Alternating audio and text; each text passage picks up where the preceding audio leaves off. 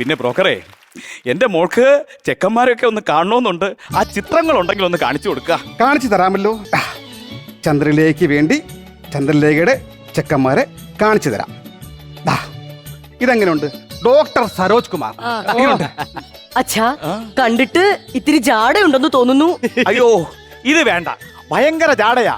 കല്യാണ ആൽബത്തിൽ അവന്റെ മുഖം അവന്റെ ഫിഗർ, അവന്റെ മുഖം അവന്റെ ഫിഗർ, അത് മാത്രം പറഞ്ഞുകൊണ്ടിരിക്കുക. അതുകൊണ്ട് അത് വേണ്ട. അങ്ങനെയാണെങ്കിൽ വേറൊരു കാര്യം ചെയ്യാം. ഇത് നോക്ക്, തളത്തിൽ ദിനേശൻ എങ്ങനെയുണ്ട്? കണ്ടാ തന്നെ അറിയാം ഒരു സംശയ രോഗിയാണെന്ന്. അവന്റെ വടക്ക് നോക്കി യന്ത്രം ഈ കുടുംബത്ത് വേളത്തില്ല. അത് മാത്രമല്ല, ഫോട്ടോ എടുക്കുമ്പോ ഇങ്ങനെ എത്തി നോക്കുകയും ചെയ്യും. ആ, പിന്നെ എന്റെ തലയ്ക്കടി കിട്ടുമോ എന്നുള്ളൊരു ഭയം കൂടി ഉള്ളതുകൊണ്ട് ആ കല്യാണം വേണ്ട.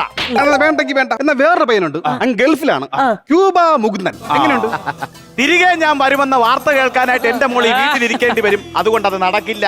എന്തുകൊണ്ട്? ഗൾഫുകാരൻ പയ്യൻ വേണ്ടാന്ന്. ഓ, എന്നാ വേറെ ചെറുക്കനുണ്ട്, പ്രഭാകരൻ. അല്പ രാഷ്ട്രീയമൊക്കെ ഉണ്ട്, സന്ദേശവും പറയും. ബ്രോക്കറിങ് വന്നേ. പോളണ്ടിനെ കുറിച്ച് ഒരു അക്ഷരവും മിണ്ടാതിരിക്കാൻ ഈ തറവാട്ടിൽ ആർക്കും പറ്റില്ല. അതുകൊണ്ട് ആ ചെക്കൻ വേണ്ട.